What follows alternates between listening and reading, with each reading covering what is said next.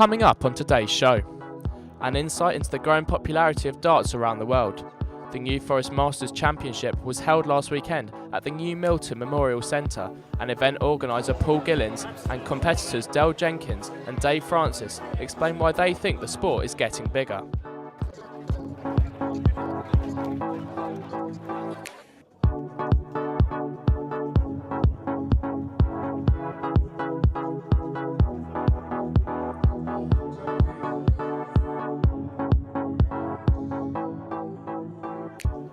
Like with most sports, money is a key factor behind the recent surge in participation, with all levels of the game receiving a boost in funding.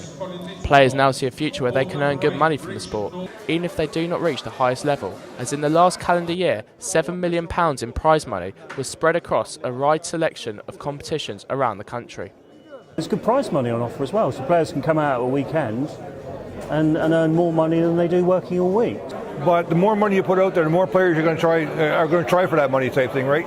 So in a sense, it's going to build your league up and bring more people into to try the sport type thing, right? Because these guys can afford to be full-time, and that's what's brought the game forward. Without that money, you would not see the standard of darts that you see now. TV coverage of darts has also increased recently, with Sky Sports and ITV4 both showing various tournaments from the professional circuit. Keeping the sport in the public eye is crucial for the rise of participation numbers, as viewers are inspired by what they are watching on major sporting networks. What's getting the community more involved? I think the popularity, seeing so much more darts on TV, increasing the number of players. The money and the TV coverage is just getting bigger and bigger, and the more better players we're getting, it's just going to extend from there really, and it's massive now, so this time in 10 years it's going to be an absolute phenomenon really. This has led to more tournaments and a higher standard of competition due to the amount of people now taking part.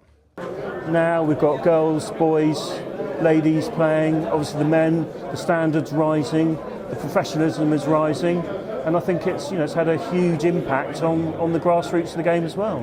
Again, a lot of it does boil down, if there's some money involved, it does tend to bring the players down, but there's so many players who can genuinely play darts now, and they play without fear. Everyone fancies their chances, and because of that, that does get more participation to these tournaments, yeah. More effort is being put into the youth level of the sport also, with a new initiative called Q School being brought in to help youngsters progress. This will allow children to be coached properly and also gives them a clear route to rise up through the sport, as being part of the Q School can lead to a place on the PDC Challenge Tour.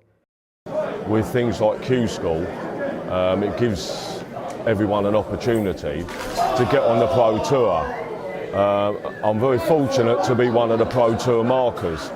So, you get to see completely some of the real young guys who within the next 5 or 6 years are going to be such a force, just like your Michael Van Gerwens and what your Phil Taylors were. These guys are coming because they've got no fear now.